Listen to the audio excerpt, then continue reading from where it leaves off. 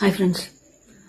உண்மையிலேயே இன்னைக்கு எல்லாருமே ஒரு மிகப்பெரிய ஷாக்ல இருக்காங்க. பிகாஸ் பாரதி ராஜாவினுடைய மகனான மனோஜ் பாரதி அவர்கள் பார்த்தீங்கன்னா இன்னைக்கு இறந்து போயிருக்காங்க.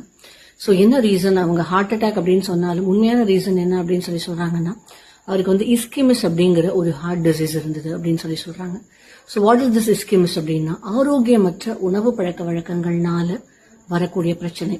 ஸோ இந்த இஸ்கிமிஸ் அப்படிங்கிறது என்னன்னா, நம்ம இருதயத்துக்கு போகக்கூடிய ரத்தம் இருக்கு இல்லையா, அந்த ரத்த குழாய்கள் வழியா போகக்கூடிய ரத்தம் ஃப்ரீ ஃப்ளோ ஆகும்போது தான் நம்முடைய ஹார்ட் ஃபங்க்ஷன் அப்படிங்கிறது நல்லா இருக்கும். ஃபார் எக்ஸாம்பிள், இப்போ நம்ம ஹோஸ் பைப்ல தண்ணி செடிகள்லாம் பாய்ச்சறோம் இல்லையா, அப்ப அந்த ஹோஸ் பைப்பை நீங்க இறுக்கி பிடிச்சிட்டீங்க அப்படின்னா அந்த தண்ணி வெளியில வரதுக்கு எவ்வளவு ப்ரெஷர் கொடுக்கும். ஸோ அதே மாதிரி என்ன ஆகும் அப்படின்னா, நம்ம ரத்த குழாய்கள் அந்த தமணிகள் இருக்கு இல்லையா, அங்க ஃபுல்லா கொழுப்பு அடைஞ்சிடும்.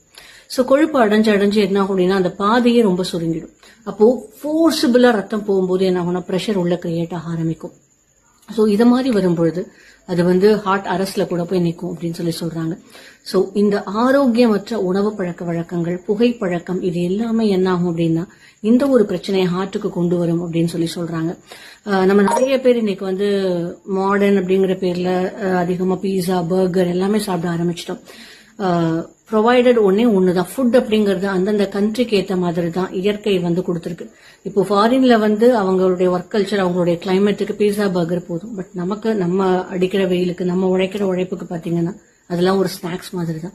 அண்ட் மோர் ஓவர், இன்னைக்கு எல்லாருக்குமே பாத்தீங்கன்னா பாடிலி ஒர்க் அப்படிங்கிறது இருக்கா அப்படின்னு கேட்டா, பிசிக்கல் ஒர்க் அப்படிங்கிறது ரொம்ப கம்மி தான். எல்லாருமே பெரும்பாலும் சிஸ்டம் இப்படி உட்கார்ந்து பாக்குற வேலை அதை மாதிரி தான் பாக்குறோம் பெரும்பாலான பேர்.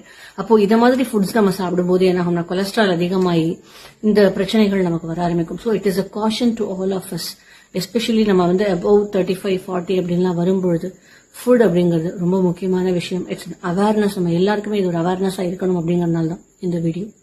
Thank you friends.